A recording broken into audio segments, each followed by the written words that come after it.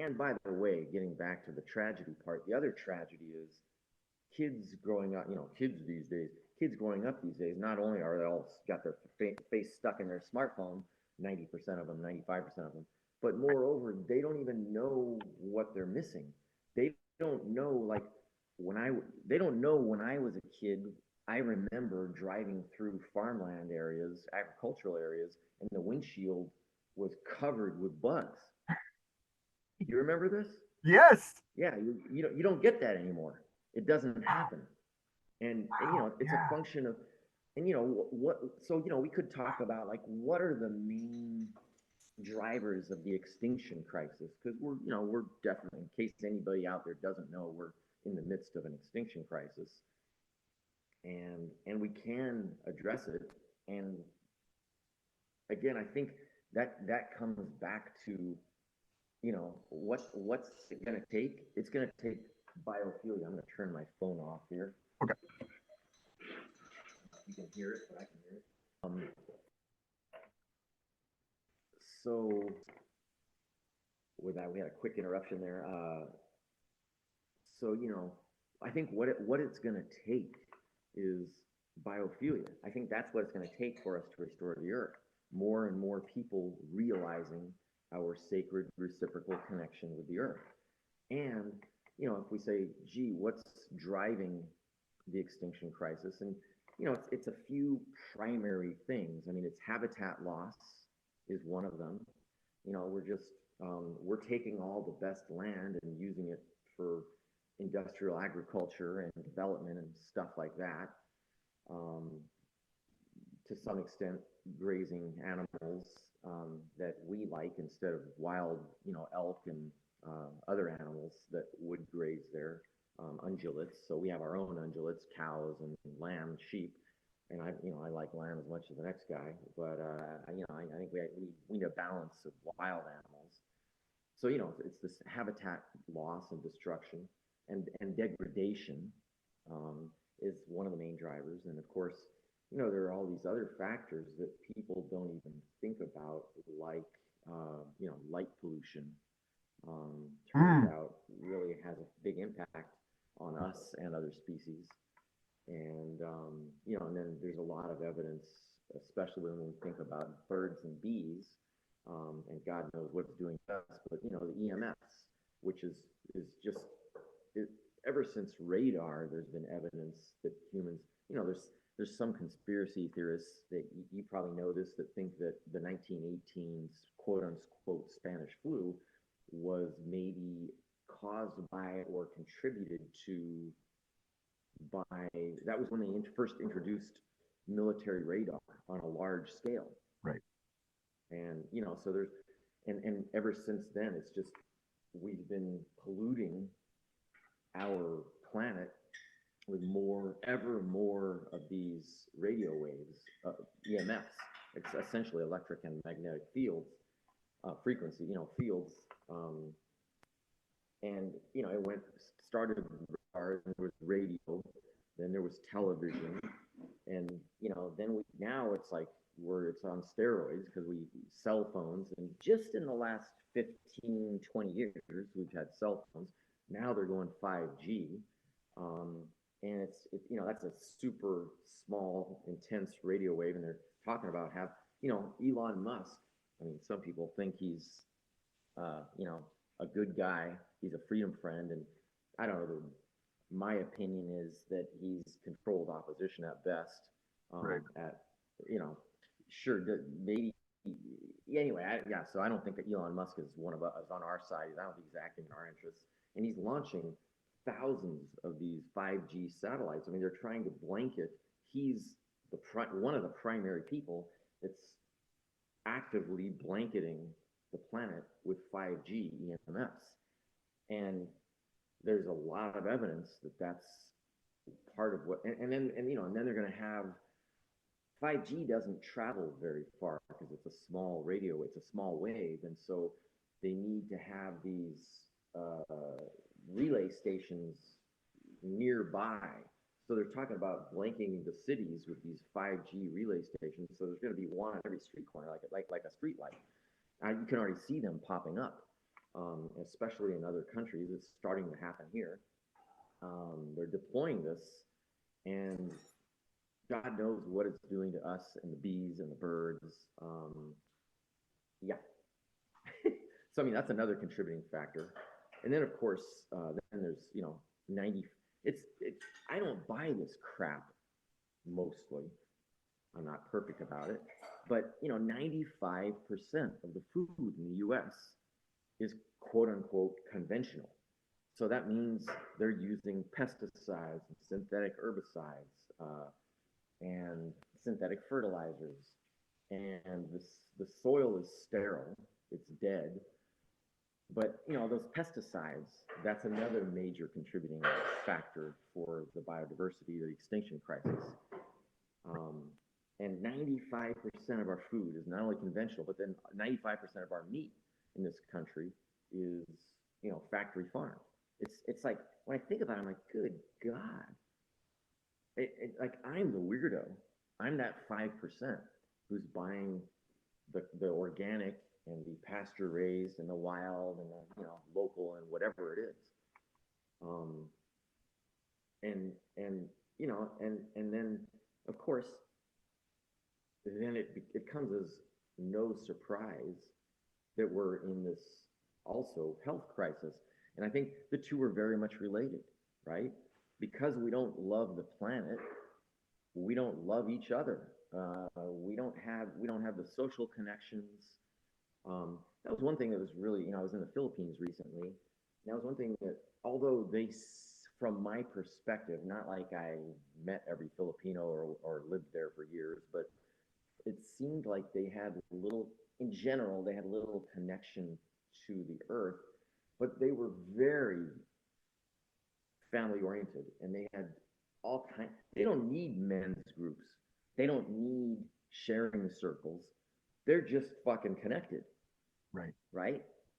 I mean, it was almost ridiculous because it's like I'd go to they love their fiestas, and they always have a lechon, a young roasted pig is like the, any good fiesta, which is an excuse to have a bunch of friends over and have some good food. Any good fiesta is going to have lechon along with a bunch of other good food. And my God, you could live well there. You could live well there for like 1,000 a month. You could live there for 500 a month, no problem. You could live very well there for 1,000 a month. 1,000 a month there would be like having 5 or 6,000 a month here. Wow. Probably 6. I mean, you could live very well there on 1,000 a month. And then, it's just like labor is stupid cheap. Like you could get a nice, you can get a haircut for $1. You can get a nice salon haircut for $4. You can get a good hour-long massage for $5 or $8. Anyway, but getting back to the point, I think the diabetes epidemic and the health crisis that we're in. I mean, it's a crisis on a number of levels, of course. And I hope I'm not preaching to the choir with you, but maybe the people watching this, maybe this is not news, or maybe it is news to them. The health crisis, it's not just a crisis of health, it's a tragedy. And now we're talking about health span, not just lifespan. Like we don't want to I did a health talk when I was in the Philippines for a group of people that they market high quality health supplements. And so we looked at kind of the life expectancy in the Philippines versus here. And when I did a little homework on that in preparation for my talk, I realized, I remembered, like, oh yeah, life expectancy in the U.S. has gone down for the first time ever in the last few years. And I talked about that with them, and now they're just below us. I mean, we're supposed to be this developed country, and they're supposed to be the less developed country. Well, Americans only live about 3 years longer, about 76 years. They live about 73 years. The average Filipino, that's a life expectancy. Of course, if you make it to 70, you're probably going to make it to 85. It's skewed by by people who die when they're young, children, people who die in childhood, that kind of thing. Right. Use the number, the statistic, and as these things go. But that said, it was kind of striking that for the first time ever, U.S. life expectancy has gone down, and so not only are we don't just want to live to be 85 or 100. We want to be healthy and feel good at that time. So it's health span that's more important than lifespan. Right. And you know, and then I talked briefly before I got into the meat of my talk with them. What is causing the U.S. and global to some extent health crisis, and especially specifically, why has U.S. life expectancy declined for the first time ever in the last few years? And, you know, it's probably, as far as I can tell, it could be the injections, the COVID injections are a factor. And certainly it's, again, it gets back to what I was just, you know, tying it back to our food is just like as horrible as ever. 95% of it is garbage. And, you know, by the way, of that 95% of our food that is quote unquote conventional, i.e. grown with pesticides and herbicides, it's like 60% of what people are eating now is like ultra processed and refined. And that stuff, that's like anti-nutrients, you know what I mean? It's not just devoid of nutrients, it's like sucking the life out of your body. And so, you know, obviously that's a factor. And, you know, people, I mean, it's like, I just, what else did I read the other day? Like 95% of people over the age of 30 will never sprint it again. That was You know, Deb like, Boyson posted that on Facebook. yeah, I saw that. And I don't know where she got that figure or whether it's true, but I believe it. I'm like, when I look around, I'm like, yeah. So, you know, it's like there are a number of these factors, but I think it's, you know, primarily people are eating a bunch of, at best, quote unquote, conventional food, and at worst, a bunch of ultra processed, refined food. And it's a recipe for disaster. And then they're not exercising. They're not getting enough natural light during the day, and they're getting too much blue light, synthetic LED light at night. Right. So, you know, and then again, the social fabric. It's tying all these factors together. Like, so, you know, and again, what that brings up for me isn't like, oh, there's all these problems. It's like, okay, well, how could we simultaneously have create again realize a better social fabric in our culture, in our society, more social connections, and more healthy food, sharing more healthy food, and exercising more, and you know, and again, it's all these things together. How can you? They're synergistic, and it's a whole lifestyle where you have the free time and you have access to good food, and you choose good food, and you have the time to find it and prepare it, rather than just like, oh, it's easy for me to grab this frozen pizza and take it home and throw it in the oven. And it doesn't necessarily take a lot more time or effort to get good food, but Right. you gotta at least be inspired and know where to get it, and make it a priority, not only in your life but financially. Good food costs money. It can cost a little more than crappy food. Anyway, so it's time. How do we tie all these things together into a lifestyle? And that's sort of what I humbly I try to, you know, set an example of. It's like I have this life I created very much on purpose. I created this lifestyle where I have enough time and enough money and enough and knowledge and access to good food, and I get to play outside in the natural light every day. Except today, there's no natural light because it's raining. But I'll go out there and do some sprints, rain or shine, if soccer doesn't happen today. But and I'll bike to get there. So you know, it's like, how do we have these? How can we create a lifestyle that is restorative to our health and to the planet? And it is, and they go hand in hand. If I love the planet, I'm going to love myself. I'm going to love other people. I'm going to love my body. It's just an overall love of life. And how do I love up my body? Well, again, it's moving my body. It's getting outside in the sunshine, the fresh air. It's eating the good food, and by making the right choices, quote unquote, right choices, making certain choices that are better for the planet. You know, regenerative food, wild food, food that's local, in season, fresh and healthy. Um,